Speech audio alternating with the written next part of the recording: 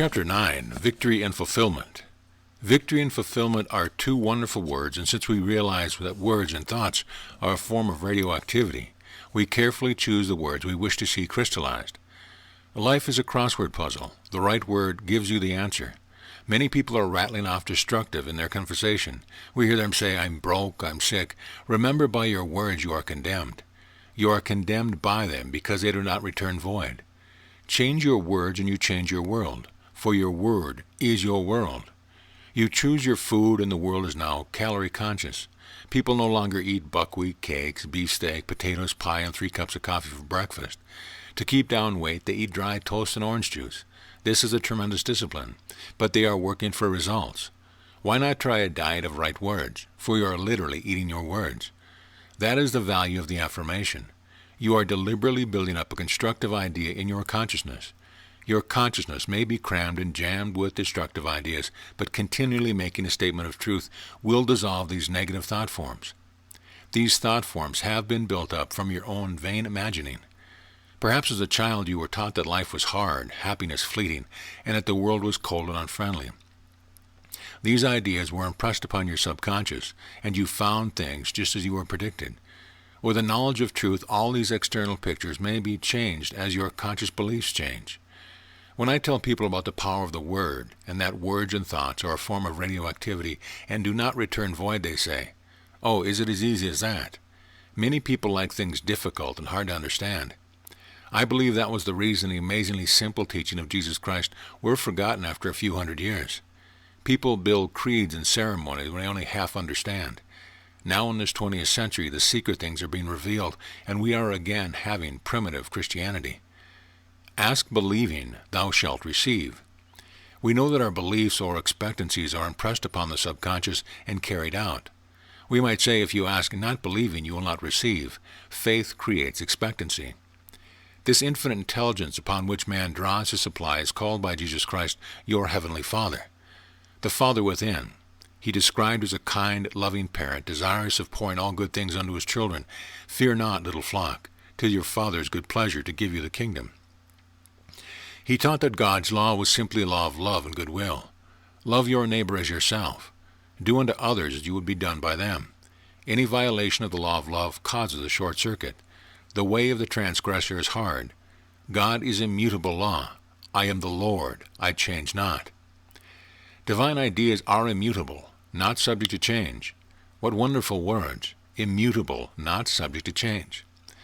A woman came to me filled with tears and forebodings. She said for years she had been pursued by the fear that even if she should receive the desire of her heart, something would happen to spoil it.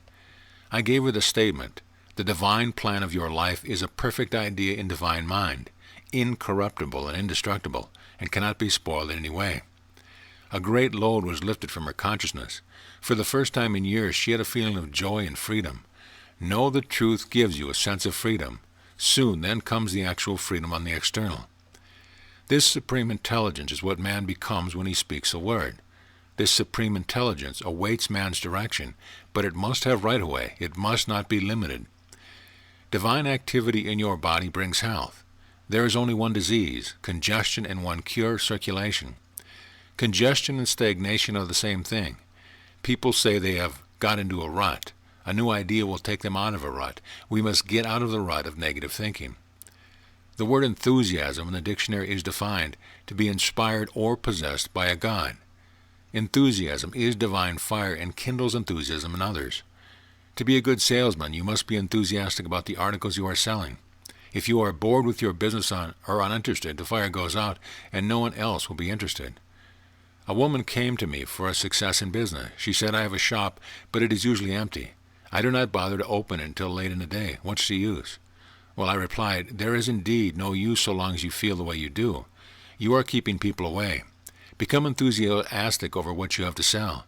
Be enthusiastic about yourself. Be enthusiastic about the God power within you, and get up early to open your shop and be ready for the big crowd." By this time, she was all wound up with divine expectancy. She dashed down to her shop as early as possible, and people were waiting outside and poured in all day. People often say to me, "Treat my business." I say, "No, I will treat you, for you are your business." The quality of your thought penetrates every article for sale and all conditions connected with it. Jesus Christ was divinely enthusiastic about the messages he had to bring to the Father within each man. He was enthusiastic about faith. He told the people that whatsoever they ask in his name would be given them. It was a message of asking and receiving. He told them just how to comply with spiritual laws.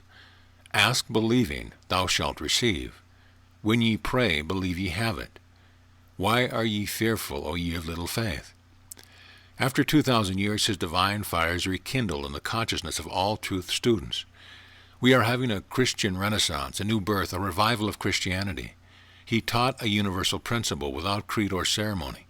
We see members of all religions, denominations coming into this truth movement. It does not take them away from their churches. In fact, many clergymen are now teaching what the metaphysicians are teaching. For Jesus Christ is the greatest of all metaphysicians, because he proved his principle and brought miracles to pass. He sent forth his disciples to preach the gospel and heal the sick. For about 300 years his message survived. Then his divine fire was lost, and the words, "Be thou healed," were no longer spoken. Creed and ceremony took their place. Now we see people flocking to these truth centers to be healed, blessed, and prospered. They have learned to pray aright and have understanding faith. A woman told me of an answered prayer. Her son wrote her that he was going to Southern California on a business trip in his car. She read in the morning paper of a flood, and she immediately spoke the word of divine protection. She had a great feeling of security. She knew he would be protected. So soon heard from him, saying some business had interfered with his leaving, so he was detained. If he had left when he had expected, he would have been in the flood district. We become more divinely enthusiastic about our answered prayers, which we call demonstrations, for it means that we have demonstrated the truth and have been set free from some limitation. The 24th Psalm is one of the most enthusiastic of the many psalms of praise and thanksgiving. Lift up your heads, O ye gates, and be lifted up, ye everlasting doors, and the King of glory shall come in. Who is this King of glory? The Lord strong and mighty, the Lord mighty in battle.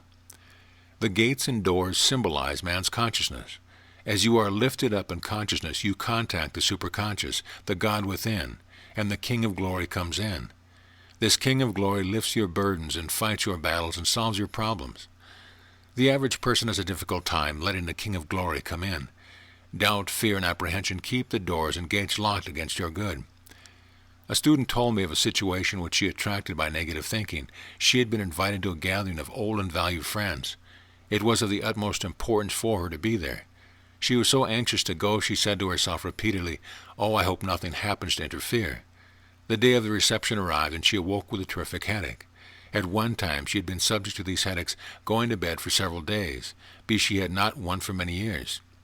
Her doubts and fears had attracted this disappointment. She called me up and said, "Will you please speak the word that I will be well by evening to go to the reception?" I replied, "Why, of course. Nothing can interfere with God's perfect plan." So I spoke the word. Later she told me of her miracle. She said in spite of the way she felt, she prepared to go. She cleaned her jewelry, got her dress ready to wear, and attended to every detail, although she felt scarcely able to move. Very late in the afternoon, she said she had a peculiar sensation as a fog lifting in her consciousness, and she was perfectly well. She went to the reception and had a wonderful time.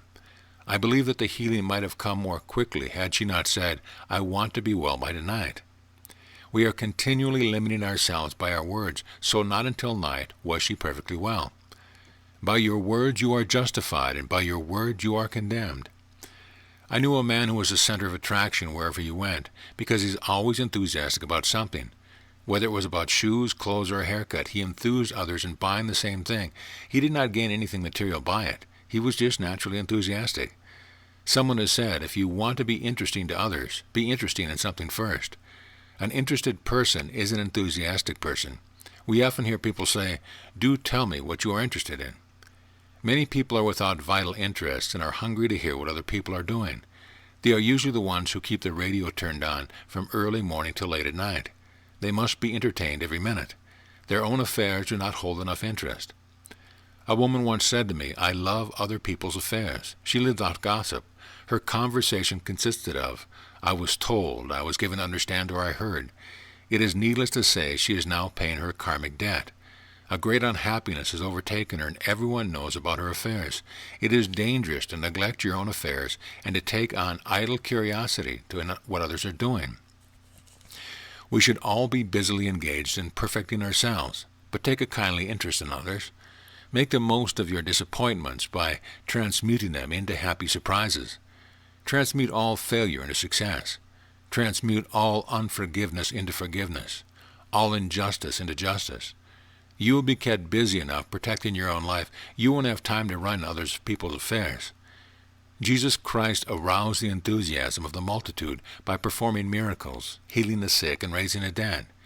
And a great multitude followed him because they saw his miracles which he did for them that were diseased. As we read this, we feel the enthusiasm of the multitudes which surrounded him. With him all things are possible, for he knew that he and the Father were indeed one. With divine enthusiasm I bless what I have, and look with wonder at their increase. End of chapter. End of book. This audio presentation of The Power of the Spoken Word by Florence Scovill, Shinn has been brought to you by AudioEnlightenment.com. Copyright 2014, all rights reserved.